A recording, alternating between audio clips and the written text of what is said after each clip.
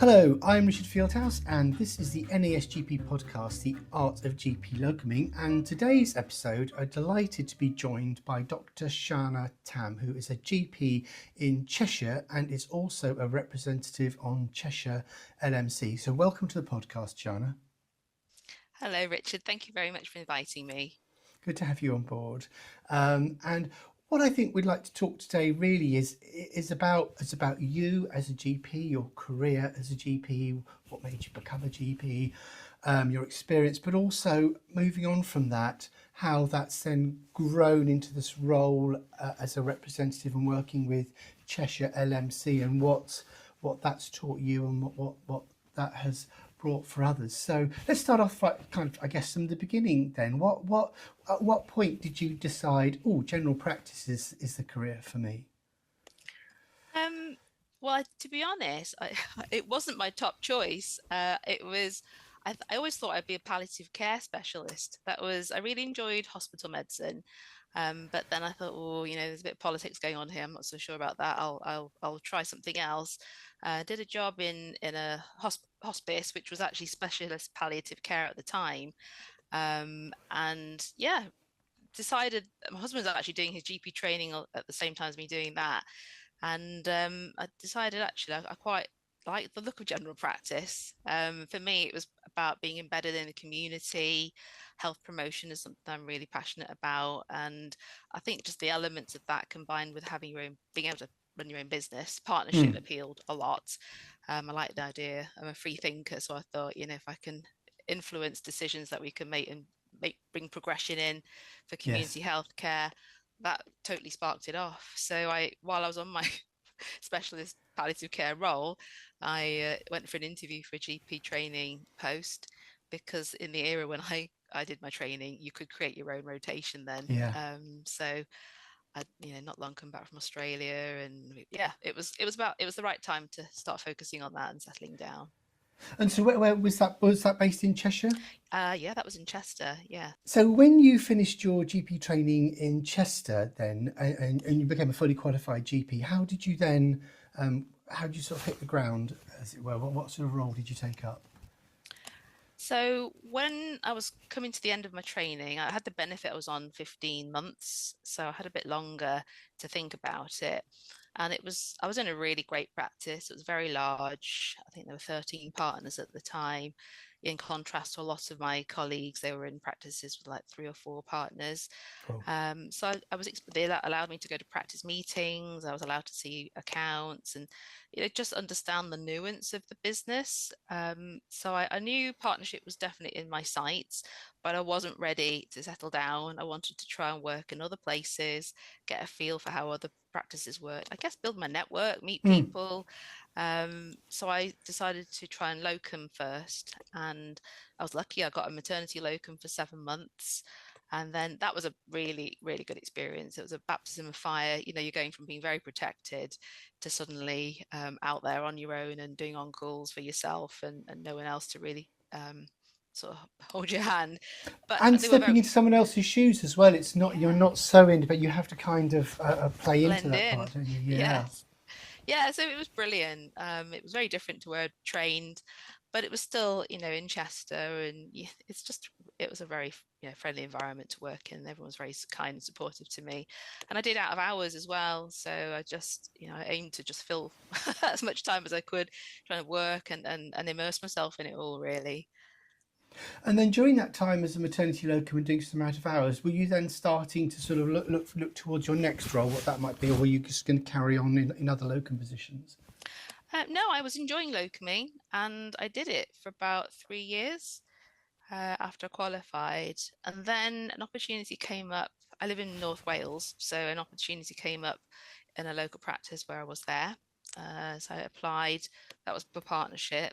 So I decided I would have a go and applied, and I was successful in the post. So in achieving it. So I started there, and I was there for about 6 years. And then I decided it was the time to ready for change, and I stepped back into being a sessional GP for a little bit. And then I went into another partnership in 2014, and then did that for 5 years, and then I Gosh. was ready for change again. Uh, that was coming up just before COVID, so it was definitely the right time for me with my family. The children were a bit older and needing more support, so I wanted to make sure I was around. And yeah, so then I've been sessional ever since the end of 2019. So in the space of a good 10 years, you're packing in two totally different partnerships. You've got maternity locum going, and you've got some children along the line there as well doing all of Yes. that. Were the partnerships different? Were they sort of like six of one, half a dozen of the other? Did you find much of a difference between them? Yeah, it did because one was in Wales and the other was in England. So obviously I trained in Chester, so I knew the Chester system very well and West Cheshire. And then I went over to Wales, North Wales, and Wrexham. It was very different, like a different, literally different country, different referral systems. And then moving back into Chester, it was adjusting again because in that time a lot had changed. But still, I like change. I like progression. So I just made it my mission to catch up and be as good as I could be. So yeah, it was the partnership in Chester was brilliant. It gave me a lot. It just opened a lot of doors. Through that, I was able to. Through one of the CCG rolling half days, we had Sam Everington came along and spoke to our patch as it was then, and I always remember that the event was called Cluster or Die. So this was all before PCNs and things like that. It was a Yeah. very dramatic name, but Sam Errington, he was sort of talking about what Tower Hamlets were doing in the new models of care at that time as it was. Very exciting and very new. And yeah, I was just blown away. And I thought, well, how can I get more involved and know more about that? So I put myself forward to join our local federation. And I was on the board there for 3 years, which was in evenings. But do you know how sometimes you have these experiences where when you keep trying new things and more doors open and more doors Hmm. open, and that was genuinely how it was. So I was trying to sort of juggle, being in a new partnership and then all these new ideas that were flowing through, and got the chance to lead the PCN bid for our area, and got that funding. And then, yeah, then I decided actually, I took stock a little bit, looked at my personal circumstances, and I thought, okay, maybe I just need to pause here a little bit and catch some breath and work out what's right for, what really matters, I suppose, at So home. that's a Yeah. lot of change you're packing in, and a lot of opportunities, and Mm. it's almost not stop start, but it's a lot of uh, investigating and exploring, isn't it? And I guess you have to take some professional risk with that as well when you're moving from role to role and job to job. Yes, definitely. I never thought of it in that way, but I am very curious. I like to understand how things work. I love general practice. I've loved it right from the beginning. I love consulting. I love being immersed, that one-to-one with patients and with staff. If you invest the time, I really believe it pays forward and pays dividends. I like giving. I like working with a team, and I think the world is changing, but it always has changed. General practice has been around since forever. So it's just looking at how we can make it fit for the future, taking, evaluating understand what we really love about it now and how we can add that value to the future and make it last. I think there's so much negativity out there, and we've got to cut through that and look for the hope because that's what spurs us on. That's what I spurs think, me on and anyway. I think, yeah, and I think what can sometimes put sort of shackle that people being spurned on is that the risk of failing. And I guess with this, you have to have a strong dose of being able to not worry too much about, again, I know Elon Musk says move fast and break things. Is that him? I'm not saying you're doing that, but what I mean is, you need as you iterate, you need to keep an eye on things going wrong and adjust how you do things. Yes. Um, I'll save my views on Elon Musk to Yeah, make you sure. do. Yeah. um, yeah, it's not about breaking things, but I think it's about not being afraid to try, but also understanding. knowing yourself is really important, and I'm a great believer in self-reflection. I've always used my appraisals in that way, and I think that has helped me to, and I believe in using my time efficiently. And if something isn't quite right, I'm going to look to try and make a change to try and move things on. I don't, yeah, I just, so for me, it was just trying, and I think I was putting my career first, but also, I was forgetting that my family need me as well. So, and I think the children hit an age that they started senior school, and that was it really. I wanted to make sure I was around for them first. Only I can do that job. But yeah. So, in terms of your role now as a sessional GP representative on Cheshire LMC, how did all that come about? So I first made contact with the LMC when I was on the Federation board as a co-opted member. And that was really useful. I got to see the inner workings of how board meetings ran. And I thought, oh, I really like this. Um, but yeah, anyway, I was with PCC. So I was in that post for 3 years. And then I decided the time had come, I was ready for change. And I stepped away from a partnership and also, therefore, from a Federation role and the LMC. And then I was subsequently approached by William Greenwood, the LMC chief exec, and he asked if I was interested in doing a little project um, about for making a podcast. So I said, yes, I'm definitely up for that. I taught myself how to podcast. That was a labor of love. I'm sure you understand that one, Richard. Oh, yes, very Um, much.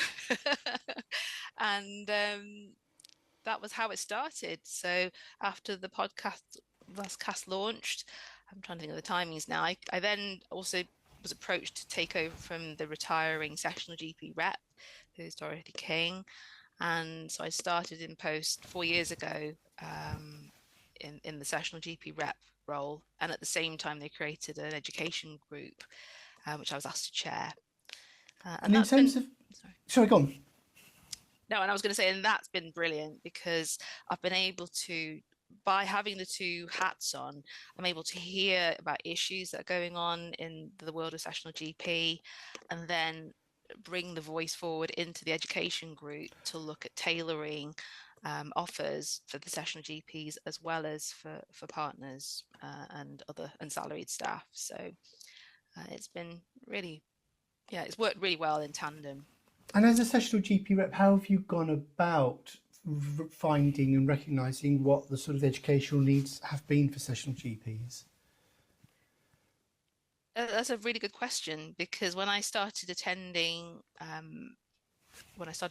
board meetings, I it was pointed out quite rightly that I was the only sessional voice in the room, and I went away and thought about it. I thought, well, we haven't got the scope to bring lots of people in, but what I can do is try and get the voice to come to me. So I started doing surveys, and the wonderful thing about remote working is that obviously with Teams came Forms. Mm. So Microsoft Forms has been my best friend. I've learned how to use that and hopefully refine the art of surveying in shorter and more effective ways, just to enable people to feel like they can share how they're feeling. It's all anonymous. I never ask for names. People can approach me personally, but I always think it's better if people can speak Yeah. freely. So yes, that's really shaped a lot of the offers. And in July last year, I ran a big survey about understanding the underemployment and unemployment that was going on in sessional GP. So I wanted to understand. I knew what was going on nationally. I wanted to understand how it affected us locally in Cheshire, and it was really sad. It was one of the hardest things I've ever had to read because people were very kind. They shared how they were feeling in the free text, and that went into me, and it has stayed with me, and that drives me on. So what's come out of that? I made a few suggestions. I presented a report to board. I think that got circulated more widely around Cheshire to the other LMCs as well. I sent it to Mark Steggles, the chair of the Sessional GP, and you and Mark very kindly did a webinar with us, which we ran for our colleagues, sessional colleagues, to understand where do sessional GPs fit in the future of general practice. We're in the middle of just designing a sessional GP program, which is going to look at how to help GPs skill up themselves in terms of marketing, how to write a great CV, how to interview. So we're hoping to launch that in October. Wow. And complaints and handling difficult consultations was also an area that came up. So we ran an event last week actually about handling complaints, and that was led by a really great speaker who has dealt with patient safety in West Cheshire for many over 15 years, I think. So it was really well received. So through the surveys, I think what we've been able to introduce is some quality information sources, resources that we're putting on our website, which has just recently been revamped, really with the view to providing our sessional colleagues, particularly newly qualified. I think those who are starting out now, it's a really tough world. And I think the way that training is developed and they focus on exams, sometimes I think some of these subtleties are maybe not the top focus, but they certainly need to be when you qualify. You need to be thinking about how to be financially savvy, how to put money away for your tax, how to understand your pension. Definitely the importance of having an medical accountant, get financial planning. How do you consult? How do you market yourself? How do you find the work when work is not easy to find? And how do you progress? How do you progress your career? And It these are is. all It is one. things. It's one of the most overlooked things on the entire GP curriculum. I still can't believe that after 30 years, GPs are qualifying, and they've not got a job as part of a team that they're trained to be, or they're not going to be in the same practice that they're always going to be in. They're actually going to be working completely by themselves and having to completely plough their career supporting practice completely independently and isolated. And we're not covering that. So this sort of work you're doing that you've recognised, and through a lot of hard work by the sounds of it, and a lot of common sense you're using, and a lot of project management skills, and I guess with the resources of Cheshire LMC as well, using that team-based approach to then get this information out there. It's a big job you've taken on. I know, but I do like a challenge though, Rich. So yes, and I think the common theme, the thing that is driving me and my colleagues at Cheshire LMC is that we want to represent all GPs, irrespective of your contractual status. Everyone counts. Everyone has a voice. That is the purpose of the LMC. Practices pay a statutory levy to the Cheshire LMC. That's how Cheshire LMC gets its funding. And then practices also pay a voluntary levy to the GP Defence Union, GPDF, so GP Defence Fund. So the LMC, we take it seriously that we are here to offer support to all, and be that through contractual advice, um, pastoral care to some degree. The official package stopped, but we do offer it. And we signpost to things that we can't assist with. But obviously, within practices, things happen, and we're a support service for that. And then for sessional GPs, people are approaching me with issues that they're having with contracts or just negotiations. And we're not a union, we're an advisory service. We don't provide legal advice, but we can signpost, and we do that really well. I think we listen, we're all really good at listening, and providing objective, good quality advice. It's all confidential. Speaking of advice, what advice would you give other LMC chief executives around the country who might hopefully be listening to this podcast about the steps they should take next if they feel that there is a gap in what they're offering for sessional GPs? What could they be doing? Well, that's an interesting question, actually, Richard, because we did get approached by an LMC quite recently, asking us to sort of share what our sessional support was, which we did. And I shared this, I think I was asked to share the survey reports Good. and the outputs. Um, yeah, and I think it's what I would encourage all LMCs run differently. That's what I would know. From what I've heard and understand, every area is slightly different. It's a bit like general practice. Every practice is slightly different, so it's bound to be the case. And I think it's just understanding that sessional GPs are really a valuable valuable part of the team in general practice. There seems to be an awful lot of dialogue, sort of trying to drive wedges, and we need to overcome that because all GPs, if we unite, we're so much stronger. save the profession, to make sure we have a secure future. It's recognizing we all have our part to play. So I'm open, and anyone who wants to talk to me about what we do, I very much encourage them to contact us. But I know our chief exec, chair, and medical director are very positive, talking about the offer we have for sessional GPs too, and we wear a badge with pride. I'm vice chair, so that's, I think that speaks volumes when you've got an Mm, LMC with a vice chair it does. who's sessional. And I know there are other LMCs around the country where sessional GPs are in the senior lead roles too. So Because you've now been a GP for a good, I just doing my maths here, I'm going to say 50, maybe 20 years? I've been a GP for 22 years now. 22 years. Okay, Yeah. okay. So you've worked in lots of different practices. You've been a GP partner. You've talked about PCNs. You talked about GP federations and LMCs. What have, I suppose, in this last few minutes, what kind of wisdom have you picked up that you think we as a profession, as GPs in 2025, do we need to be thinking differently about things? Have things changed to the point where we need to do something radical, or is it about small changes we need to make? I think it's important to know we need to be clear on the vision. I think Mm, that's really, really important. What's our why? That's definitely one of the things I learned. That's a common theme through everything that I've done, is understanding the why. And I think once we know the why, the what and the how fall out of that. And I think our GPC leaders, they've got, it's tough at the minute. It's a big ask.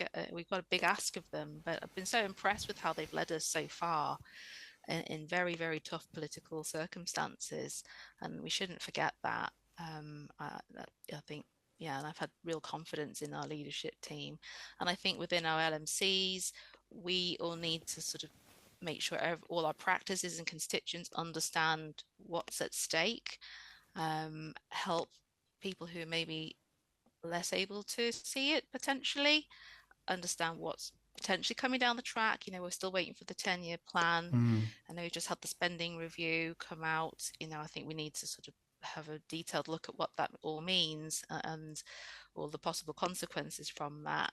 But I think we do need to be united. That is fundamental. We won't get anywhere if we're not. But it's recognizing that there is a place for general practice. But like I said before, the world is always changing. So if we need to adapt to survive, and make the things that we fear our friends, so be that AI or I don't know, other things, then we do need to look and embrace them and make it work for us. But talking about it, communication is key. And I think making sure that we're all sharing the same quality and understanding the truth behind things, that's really important. And then playing the game. And that's where the why comes in. It's getting people kind of have the ability to access those same hows and whats that you're talking about. And Yes. how do you find LMCs have been in terms of dispersing those messages from the sort of from GPC across the profession? I think the key messages that we've taken from Cheshire LMC anyway is about safe working and about unfunded work streams, such as in the local enhanced services, or LESs as we know them. Mm. And that's been a big piece of work we've been working on, in helping practices to understand where the red lines might be in unfunded work. And safe working is really, it shouldn't be a principle, it should No, be no, a fact. yeah. It's just something we should all be seeking to uphold, because it's not going to go away. I think safe working is something we should all be doing. And as we know, when we talk about change, there are the innovators, the early adopters, and the late adopters. So I think if we can promote that, I think we are going to be looking at making a better environment for all, and that is definitely going to be one that hopefully the majority will want to work in. But fundamentally, I mean, funding is key. We do need, Mm. sufficient funds to come to general practice, or in such a way that will help us to do that. Because when you start to make safe working, then you've got to make some streamlining somewhere along the way. But it's how Yeah. you manage that and the comms that goes Yeah. with that as well. Well, there's your why and your how. The why is the safe working, how to do it. It's like Yeah. you need to fund it properly. So yeah, Yes. at the end of the day, those messages are nice and simple, but that they're ones we can all hold by. 100%.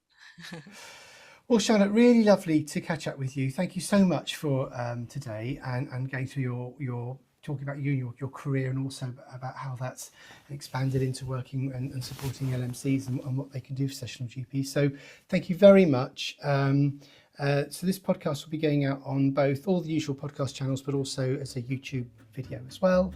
And please do subscribe on the usual platforms. And thanks again for coming on. Thank you. Thank you for having me.